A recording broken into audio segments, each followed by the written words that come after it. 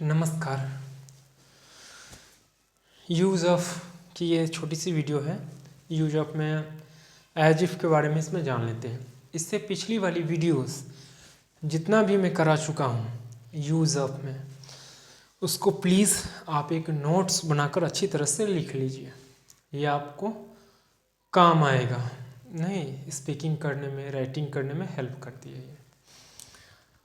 As if कोरी कल्पना आप पढ़े भी होंगे 12, 13, 14, 15 की जो बीए, बीकॉम या बीएससी वाली ग्रामर तो एक ही होती है, उसमें आप पढ़े होंगे। कोरी कल्पना वाली जो आती है उसमें से मैं एक छोटा सा लिया हूँ, हालांकि मैं सबको बारी बारी से करवाऊँगा, यकीन मानिए। तो यूज ऑफ की क्लासेस जितने हो चुकी हैं आप प्लीज़ उसका नोट्स बना लीजिए। छोटी सी वीडियो है 5 से 6 मिनट की, यूज ऑफ एज इफ, इसको हम ले लेते हैं। 5 से 6 मिनट की छोटी वीडियो है। एज इफ का मतलब होता है मानो कि, जैसे कि। ये कोरी कल्पना में आ जाता है, हाइपोथेटिकल जिसको बोलते हैं, नहीं परिकल्पना, उसमें आ जाता है कि अगर मैं ये होता तो ये कर देता, अगर मैं क्या बोलते हैं उसको, अगर मैं कुछ भी, अगर मैं शेर होता तो जंगल का राजा होता, नहीं। उसी तरह से आप कह सकते हो कि मैं आईएएस ऑफिसर रहता तो अपने दोस्तों को हेलीकॉप्टर पर घुमाता, what ever comes in your mind, आप कह सकते हो। इस तरह से आती है। तो छोटी सी वीडियो है, आराम से समझ लेते हैं। देखिए ये वाली फार्मूला आपको समझनी है, रटनी नहीं है, समझनी अच्छी तरह से। छोटी सी वीडियो है, आराम से नोट्स बना लीजिएगा। Subject plus V1 plus V5 present indefinite tense का है, प्रेजेंट इंडेफिनिट टेंस का है ना। Subject plus V1 V5 plus other word plus as if रहेगा। एज इफ मतलब मानो कि, जैसे कि। कोरी कल्पना, ये कल्पना करता है, अभी समझोगे आप। तो subject plus V1 V5 plus other word, as if plus इसके साथ subject plus V1 V5 plus other word as if. As if के बाद अगर subject plus word plus noun adjective, यानी कि नाउन एडजेक्टिव रहे तो वर्ड लगा दीजिएगा। अगर सब्जेक्ट प्लस अगर वर्ब रहे तो वुड लगाइएगा। Subject plus would plus V1, इस तरह से कहने का तात्पर्य है। अगर नाउन एडजेक्टिव रहे तो वहाँ पे वर्ड लगा लीजिएगा एज इफ के साथ। अगर एज इफ कोरी कल्पना में बना रहे हो, वहाँ पे नाउन एडजेक्टिव आ जाती है, डी साइलेंट है, एडजेक्टिव पढ़िएगा। तो नाउन और एडजेक्टिव आ जाती है ना, तो वहाँ पे वर्ड लगाइएगा। और अगर वर्ब आ जाएगी तो वहाँ पे आप वुड लगा दोगे, ठीक है ना। देखते हैं, अभी हम सेंटेंस बनाते हैं।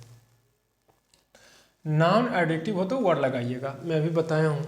देखिए इसमें कल्पना करनी होती है। जैसे ही स्पीक्स, वह बोलता है, ही स्पीक्स वह बोलता है। एज इफ जैसे कि या मानो कि, ही वर ए लीडर मतलब ऐसे बोलता है मानो कि वह नेता है। नहीं जैसे मैं ये भवन बनवा दूंगा, ये करवा दूंगा, इस टाइप से अगर कोई बोल रहा है तो हम कल्पना कर सकते हैं कि देखिए look at the man, he speaks as if he were a leader. नहीं, इट इज नहीं, he speak as if he were a leader, वो ऐसे बोलता है जैसे मानो नेता हो। यहाँ पर सेंटेंस रियल होता और सचमुच में अगर वो नेता होता और कहता तो यहाँ पे इज आ जाता वर्ड की जगह पे। समझ रहे हैं आप? ठीक, इसी को आपको याद रखनी है। इट सेम्स, हालांकि फ्रेज भी है, इट सेम्स टू मी, मुझे मालूम होता है, जैसे कि as if you were mad, या वो पागल था। नहीं, तुम पागल थे। एज इट सीम्स नहीं टू मी, मुझे मालूम होता है, मतलब मुझे जान पड़ता है, एज इफ जैसे कि यू आर मैड, तुम पागल थे। He speaks as if he were a leader, वह एक नेता था। ऐसे बोलता है जैसे मानो वह एक नेता हो। तो इस तरह से अब he speaks to me as if he were mad, मुझे मालूम होता है कि तुम पागल थे। नोट एडजेक्टिव में आर्टिकल नहीं लगाइएगा। यहाँ पे इसके साथ एडजेक्टिव में आर्टिकल नहीं लगता है, आर्टिकल तभी लगेगा जब नाउन आती है। आप सेंटेंस बनाओगे 12वीं +2 की जो ग्रामर है, और जो बीकॉम बीएससी या बीकॉम और बीए में जो पढ़ते हैं ना, उस ग्रामर को आप एक बार देख लोगे, कोरी कल्पना वाली। ठीक, he speaks as if he would know nothing. He speaks वो बोलता है मानो कि हु वुड नो नथिंग, कुछ नहीं जान रहा हो। देखिए यहाँ पे वर्ब आया है नो, तो वर्ब जैसे ही आएगा तो यहाँ पे वुड आ जाएगा। मैं यही बात बोल रहा हूँ, यहाँ पे सब्जेक्ट प्लस वर्ब अगर आ रहा है तो वहाँ पे वुड लगाइए, नहीं और नहीं तो वर्ड लगा दीजिएगा, नाउन एडजेक्टिव हो तो he speaks as if he would know nothing, वो ऐसे बोलता है मानो वो कुछ नहीं जान रहा हो। यहाँ नो वर्ब है इसलिए वुड आएगा। He walks as if he were a lion, वो ऐसे टहलता है जैसे मानो कि वो एक शेर हो, इस तरह से अर्थ लगाइएगा आप। नहीं, ही स्पीक्स एज इफ, ऐसे बोलता है मानो कि ही वर ए लीडर, वो नेता हो। इट सिम्स टू मी, मुझे जान पड़ता है, एज इफ मानो कि तुम पागल हो। इस तरह से आप सेंटेंस का अर्थ लगाओगे और एक एक कर बनाओगे। मैं बोल रहा हूँ ग्रामर वाली चैप्टर +2 में जो आप पढ़ते हो ग्रामर इंग्लिश के साथ, जो ग्रामर है इंग्लिश लिटरेचर तो अलग हो जाती है, ग्रामर +2 की या BA BSc बीकॉम वाली जो है उसमें भी देखोगे तो आपको मिल जाएगा, एक बार देख लेना अच्छी तरह से।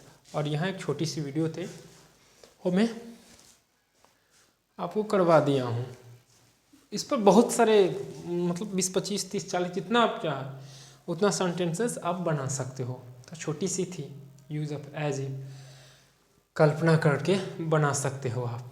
वो ऐसे लगता है मानो जैसे ऑफिसर्स हो, नहीं ऑफिसर हो, तो it seems to me as if he were officers, इस तरह से आप बना सकते हो। He speaks as if he were a hero, ऐसे बोलता है मानो कोई हीरो हो। तो इस तरह से आप बहुत सारे सेंटेंस बना सकते हो। छोटी सी वीडियो है, वीडियो को लाइक शेयर सब्सक्राइब कर दीजिएगा ताकि अगली वीडियोज़ की नोटिफिकेशन आप तक पहुंच सके। शेयर भी कर दीजिएगा ताकि दूसरों को भी फ़ायदा मिले। नोट्स बना लीजिएगा। ठीक है, मिलते हैं अगली वीडियोज़ में। नमस्कार।